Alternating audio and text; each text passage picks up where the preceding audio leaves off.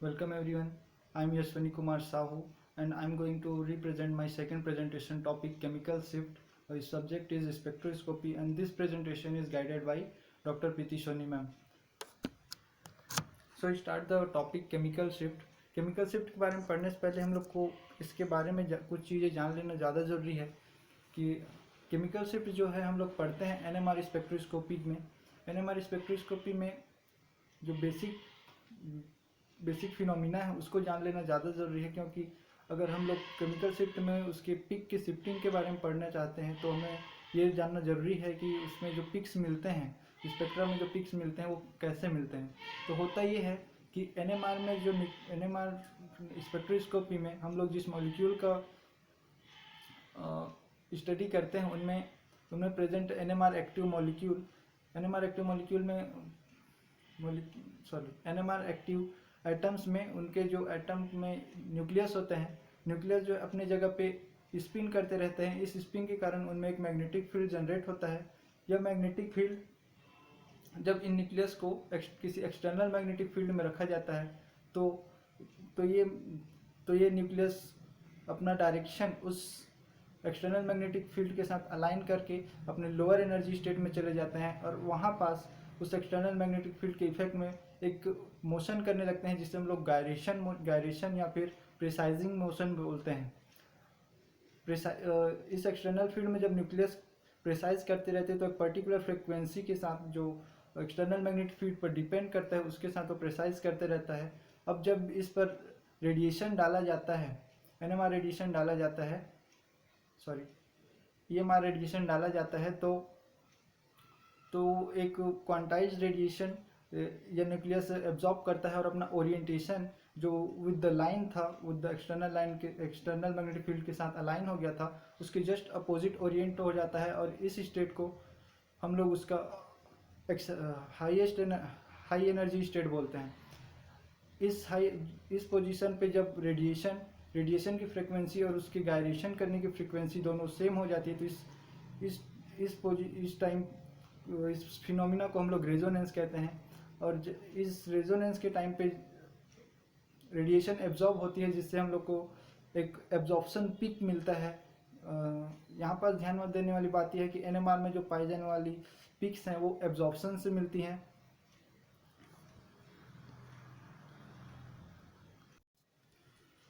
Absorption से मिली in peak की study के लिए हम लोग एक स्टैंडर्ड पोजीशन की ज़रूरत होती है जिसकी तुलना में हम लोग इन पीक के पोजीशन की स्टडी कर सकें।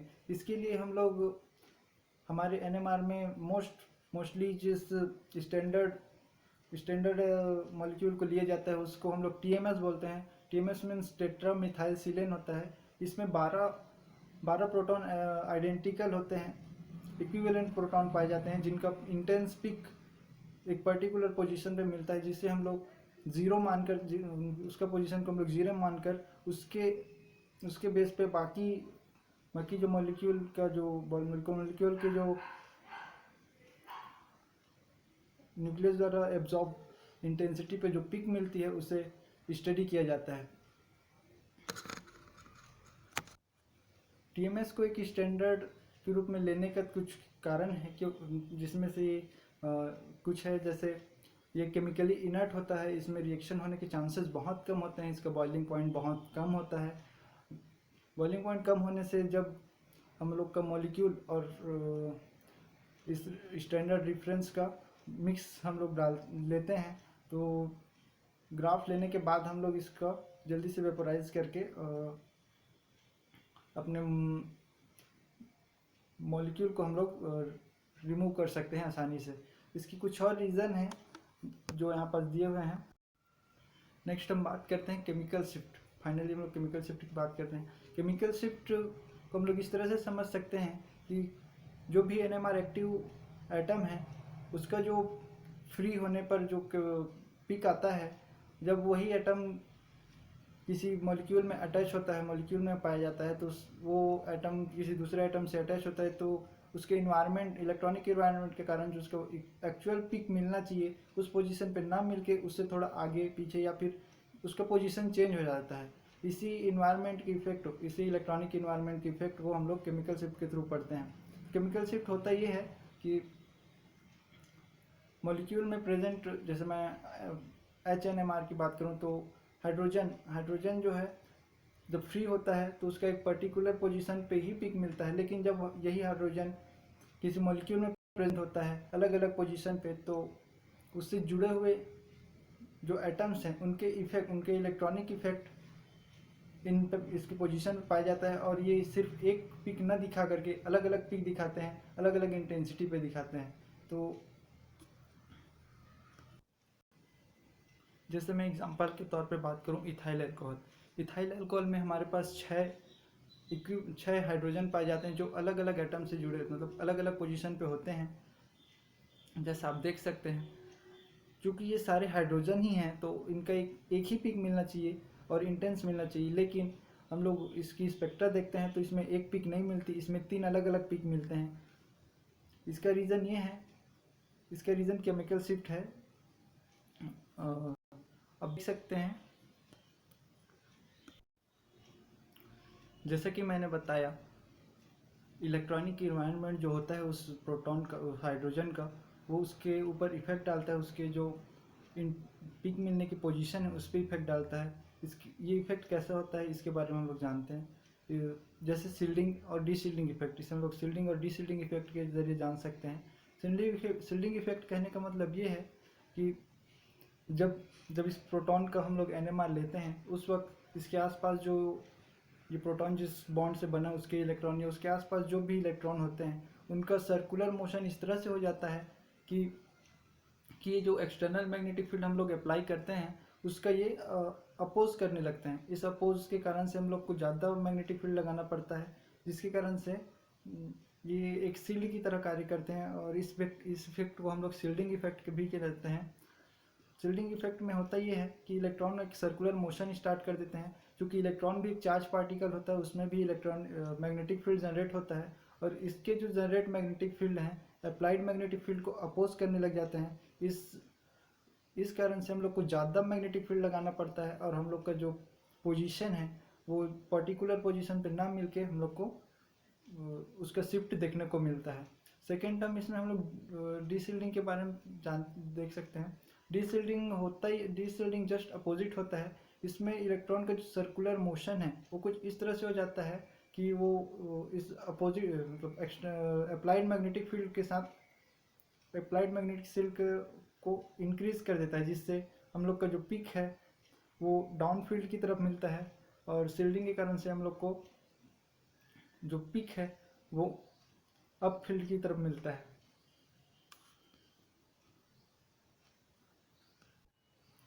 डाउन फील्ड और अप फील्ड कहने का मतलब ये है कि यहाँ पर देख सकते हैं कि अप फील्ड में TMS को रिप्रेजेंट कर रहा हूँ। इसका रीज़न ये है कि TMS में जो सिलिकॉन होता है वो एक इलेक्ट्रोपॉजिटिव आइटम होता है, और इसके जो प्रोटॉन होते हैं वो हाईली सील्डेड होते हैं। हाईली सील्डेड होने के कारण से हम लोग जो एक्सटर्नल मैग्नेटिक फील्ड लगाते हैं उसका इफेक्ट उस पर कम पड़ता है, इसलिए हम लोग को ज़्यादा मैग्नेटिक फील्ड लगाने की ज़रूरत पड़ती है। इस कारण से उसका जो पिक मिलता है वो बहुत ज़्यादा स्ट्रेंथ वाले मैग्नेटिक फील्ड में मिलता है। इस कारण से उसको हम लोग अप फील्ड में रखें, मतलब उसके पोजीशन को हम लोग अप फील्ड में कहते हैं। TMS के नज़दीक आने, किसी भी पिक का TMS के नज़दीक आने का मतलब है कि उस एटम का न्यूक्लियस जो है ज़्यादा सील्डेड है। TMS से दूर जाने पर जो सील्डिंग इफेक्ट है वो धीरे धीरे कम होते जाता है और वो डीसील्डिंग की ओर चले जाता है। आप नीचे में देख सकते हैं, जैसे मैं स्केल बनाया हूँ डेल्टा स्केल, उसमें मैं शो किया हूँ कि हाई सील्डेड जो है अप फील्ड की तरफ होता है, और यहाँ जो एब्जॉर्प्शन होता है वो हाई मैग्नेटिक फील्ड में होता है। डाउन फील्ड जो है TMS से दूर होता है, और इसमें जो है लीस्ट सील्डेड या फिर डीसील्डेड एटम के न्यूक्लियस आते हैं, और ये इनका एब्जॉर्प्शन जो है लो मैग्नेटिक फील्ड में ही हो जाता है।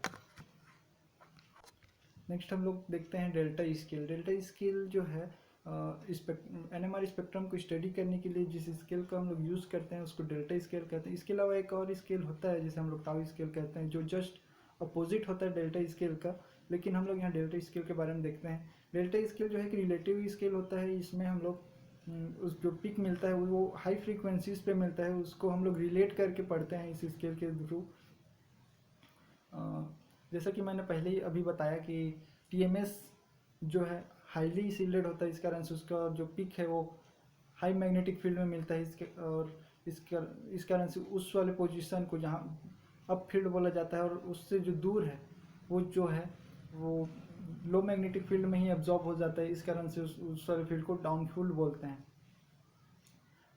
इसका जो यूनिट है वो डेल्टा पीपीएम बोला जाता है, मतलब पार्ट्स पर मिलियन बोला जाता है। इसका पार्ट्स पर मिलियन बोलने का मतलब ये है कि हमारा जो रिफरेंस है और हमारा जो सैंपल है उनके बीच, उन दोनों का जो पिक मिलता है वो मेगाहर्ट्ज में मिलता है, लेकिन उनके बीच का जो डिफरेंस है, रिफरेंस माइनस सैंपल, ये जो है हम लोग को हर्ट्ज में मिलता है। हर्ट्ज और डिफरेंस है वो 1 मिलियन के इक्वल होता है। इस कारण से इसे पार्ट पर मिलियन के हिसाब से देखा जाता है। यहाँ कुछ एग्जांपल मैंने दिए हुए हैं जिसमें आप देख सकते हैं एसीटोन जो है एक सिग्नल देता है, क्योंकि इसमें जो 6 के 6 इलेक्ट्रॉन प्रोटॉन हैं वो इक्विवेलेंट होते हैं। साइक्लोब्यूटेन में भी 8 के 8 प्रोटॉन जो है इक्विवेलेंट होते हैं, इस कारण से उसमें भी एक ही सिग्नल मिलता है। नेक्स्ट हम देख सकते हैं मेथेनॉल में एक हाइड्रोजन जो है ऑक्सीजन से जुड़ा है और दूसरा जो है कार्बन से। इस कारण से इनका इलेक्ट्रॉनिक इन्वायरमेंट डिफरेंट है, इस कारण से इसमें डिफरेंट पिक मिलते हैं, मतलब 2 पिक मिलते हैं। आगे आप देख सकते हैं और भी एग्जांपल हैं। नेक्स्ट हम लोग देखते हैं केमिकल शिफ्ट को इफेक्ट करने वाले जो फैक्टर हैं, कौन कौन से फैक्टर हैं जो केमिकल शिफ्ट को इफेक्ट करते हैं। वैसे तो बहुत सारे फैक्टर हैं जो केमिकल शिफ्ट को इफेक्ट करते हैं। मेसोमेरिक है, इंडक्टिव है, इलेक्ट्रोनेगेटिव है, एनाइसोट्रॉपी है, हाइब्रिडाइजेशन है। इसके अलावा भी और भी हैं, लेकिन मैं यहाँ कुछ इंपॉर्टेंट को ही डिस्कस कर रहा हूँ। जैसे इंडक्टिव इफेक्ट, जिसको हम लोग इलेक्ट्रोनेगेटिव के बेस पर पढ़ते हैं। इंडक्टिव इफेक्ट में होता ये क्या है ये मैं पहले बता चुका हूँ। इंडक्टिव इफेक्ट जो है इलेक्ट्रोनेगेटिव के बेस पे हम लोग पढ़ते हैं। जो जो एटम ज़्यादा इलेक्ट्रोनेगेटिव होता है वो उस प्रोटॉन और उस एटम, जब प्रोटॉन ज़्यादा इलेक्ट्रोनेगेटिव एटम से जुड़ा होता है तो दोनों के बीच के जो बॉन्ड के इलेक्ट्रॉन है वो इलेक्ट्रोनेगेटिव एटम अपने तरफ अट्रैक्ट कर लेता है, जिससे होता ये है कि उसके प्रोटॉन के आसपास जो इलेक्ट्रॉनिक इन्वायरमेंट है वो कम हो जाता है। और कहने का मतलब ये है जिससे वो प्रोटॉन जो है डीसिल्डेड हो जाता है। डीसिल्डेड होने की से हम लोग को जो पिक मिलता है उसका पोजीशन जो है टीएमएस से दूर, मतलब डाउन फील्ड की ओर शिफ्ट हो जाता है। जब इसी को हम लोग अगर इलेक्ट्रोपॉजिटिविटी के बेस पर पढ़ें बोलें तो अगर जब हाइड्रोजन से जुड़ा हुआ एटम इलेक्ट्रोपॉजिटिव होता है तो अपने बॉन्ड के इलेक्ट्रॉन को रिपेल करने की कोशिश करता है, जिससे हाइड्रोजन जो है और ज़्यादा सील्डेड हो जाता है। ज़्यादा सील्डेड होने के कारण जो हमारा जो पिक मिलता है वो अप फील्ड की ओर मिलता है। अप फील्ड मतलब हाई मैग्नेटिक फील्ड में उसका एब्जॉर्प्शन होगा, उसका पिक जो है टीएमएस की ओर शिफ्ट हो जाता है। नेक्स्ट हम लोग पढ़ते हैं हाइब्रिडाइजेशन जो किस तरह से इफेक्ट करता है। हाइब्रिडाइजेशन कहने का मतलब हम लोग यहाँ पास हम कंसीडर करते हैं एस कैरेक्टर को। जैसे जैसे किसी भी कार्बन में एस कैरेक्टर बढ़ता जाता है उसका जो है इलेक्ट्रोनेगेटिविटी इंक्रीज हो जाती है। यहाँ आप देख सकते हैं sp2 और sp3 में मैं ऑर्डर दे दिया हूँ। sp में ज़्यादा इलेक्ट्रोनेगेटिव हो गया से sp3 हाइब्रिड कार्बन जो है उनका पोजीशन मैंने दिया हुआ है, आप इस ग्राफ में देख सकते हैं। एलिफेटिक हाइड्रोजन है, उनका जो पिक है 1 से 4 में के बीच आता है, आप इसको देख सकते हैं।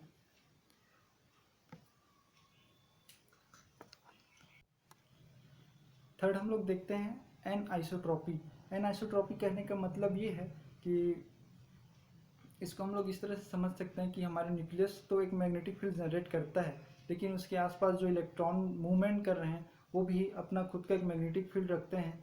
और ये मैग्नेटिक फील्ड के कारण से जो न्यूक्लियस के जो चारों ओर का पोजीशन है उसमें मैग्नेटिक फील्ड प्रॉपर इक्वल नहीं रह पाता। कुछ पोजीशन पे ये जो इलेक्ट्रॉनिक मैग्नेटिक फील्ड है वो अप्लाइड मैग्नेटिक फील्ड को अपोज करने की कोशिश करता है कभी कभी, और कुछ पोजीशन पे यही magnetic field electronic magnetic field जो है उसको इंक्रीज करने की कोशिश करता है। इस तरह से न्यूक्लियस के चारों ओर का जो एटमॉस्फेयर है वहाँ पास मैग्नेटिक फील्ड जो है इक्वल नहीं रहता, इसी कारण से इसको एन आइसोट्रॉपी मैग्नेट बोला जाता है।